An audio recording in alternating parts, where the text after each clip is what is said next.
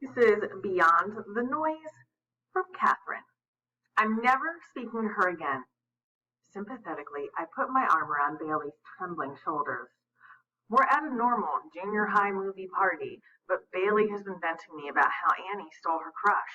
We've been watching the movie, but Annie's presence plus the action-packed film meant ultimate distraction for Bailey.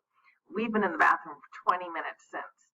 After a few more minutes of lamentation, Bailey regains composure, sighing heavily. You know, if I wasn't best friends with Annie, I'd be best friends with you.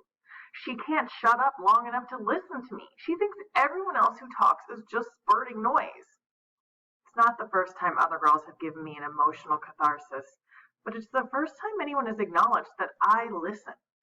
Finding it easier than contributing noise of my own, I tolerate incessant complaints, anecdotes, and diatribes in order to understand others, allowing others to trust me.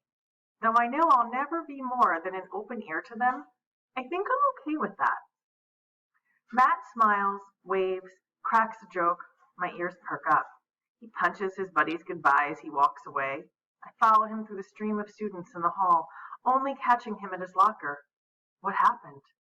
Mike's hand is frozen on the combination lock, his eyes closed, his breathing quick and shallow. I pull him to the library, where we sit at a table. Voice struggling to remain level, Mike tells me that on top of several recent struggles in his life, his favorite aunt is on her deathbed. A tear falls from Mike's cheek, and I don't know what to say. He begins speaking again. Eventually, Mike turns to me. My life was out of control all day today, but I thought I was covering it well until an hour ago. How did you know something was wrong? He shrugs. He smiles. Thanks for caring. As Mike leaves the library, my mind wanders. When did I tell him I cared?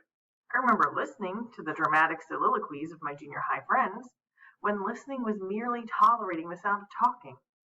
Now I think listening is more than hearing noise altogether. Listening, in its true form, isn't listening to the words that a person says. It's listening to the things that a person doesn't say. It's the tone of someone's voice, the restlessness in someone's eyes, the quiver of someone's lip, all wanting to be recognized and accepted.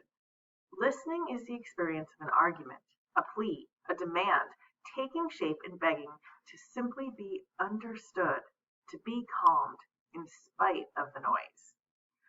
I believe in experiencing that argument. I believe in calming the noise.